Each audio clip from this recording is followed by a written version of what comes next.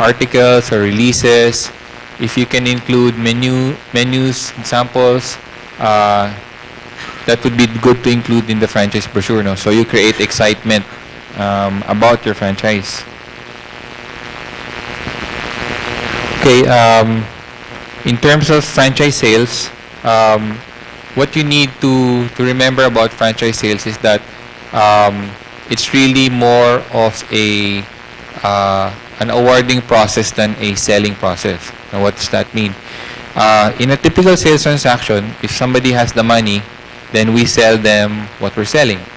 In franchising, even if somebody has the money, you don't necessarily have to sell them a franchise if they don't meet your qualifications for a franchisee. No, maybe they have maybe they have different sets of values. No? Maybe they don't have the right motivation. So even if they have the money, but they're not qualified in terms of your other criteria, then you don't have to give them the franchise. No? So if you think about that, many of the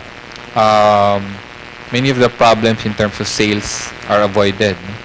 The other tip I can give about franchise sales is, wherever possible, try to avoid giving franchises to friends or relatives. That will be a source of conflict and maybe heartache later on. No? Baka magkasulian ng kandila, as we say. That's because sometimes they might think that they're entitled to certain exemptions, certain discounts, no? Because you're related or you went to the same high school. So, of course, we say that to avoid, because sometimes it's not entirely possible. Sometimes you really have to consider that. As long as you make clear from the very start that, hey, this is a franchise business, and we need those standards to be able to have consistency. So as long as that's clear and you can expect that from them, then maybe you can consider giving franchises to them.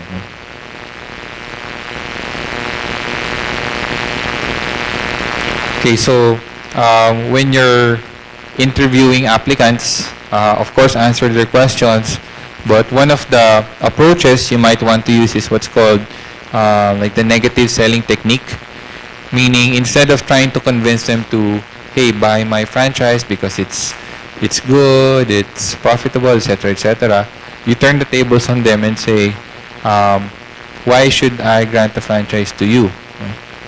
If there are several qualified applicants, what makes you different, and why should I give the franchise to you?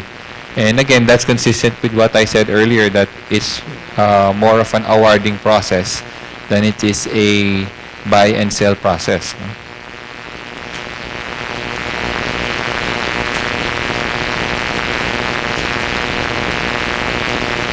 Okay, if you're able to use videotape or a video, that you can include in the CD or other material, then it speaks well of your company, and also much better because you don't have to be physically present when making a presentation to franchisees.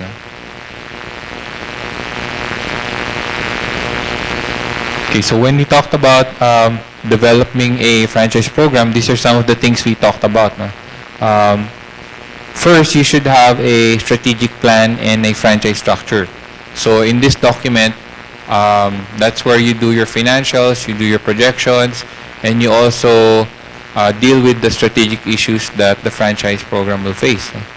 So, who is the target franchisee? What is the format of the franchise that I'm offering? What territory should I give my franchisee?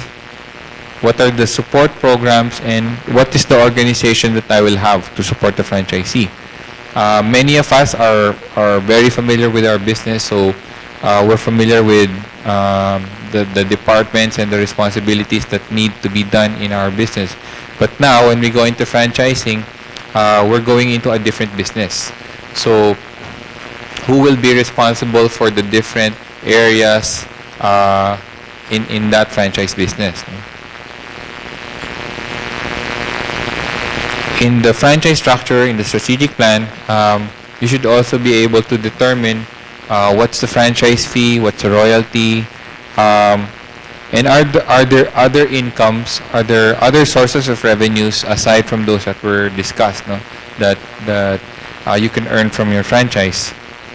Do pro forma projections for both your franchisee and yourself, no? Because that's related. They're different sides of the same coin. It's one relationship. In our strategic plan, we also do a competitor analysis and research, meaning we research the franchise industry for similar concepts, or what we call comparables. If there are franchises out there that are doing something similar or selling something similar to what you have, how much are they charging in terms of franchise? What are their fees? What are their royalties? And so on. That's in the competitor analysis. You should also have a franchise agreement to, this is what you will be signing with your franchisee, and it's renewed every so often. Of course, you should have a manual that your franchisee will follow.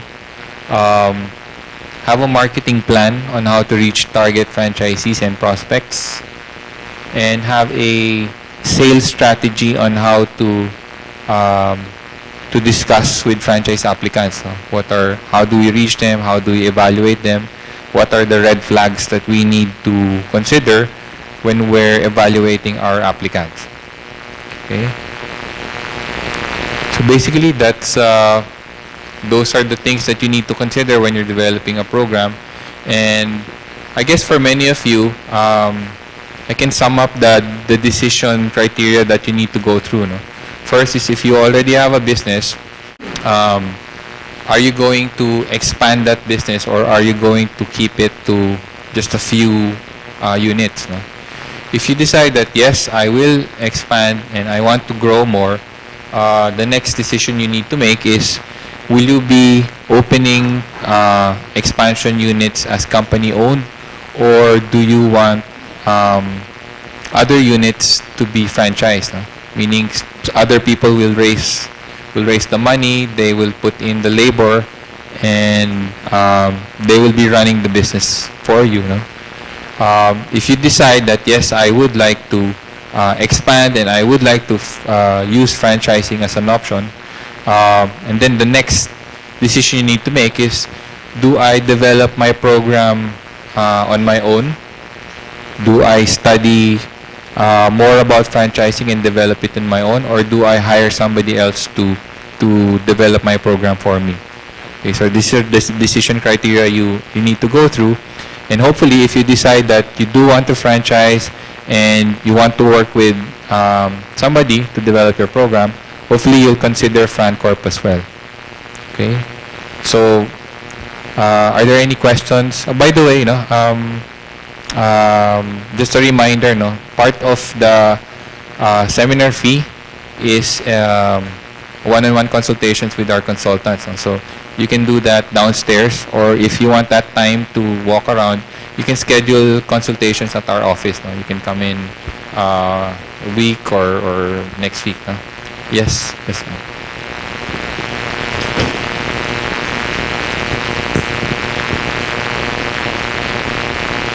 Hi, good afternoon, Mr. Sigawat. Afternoon. My question is in reference to the franchise structure, particularly the royalty fee. Is this an industry rate, the 6% that you've mentioned in your presentation material?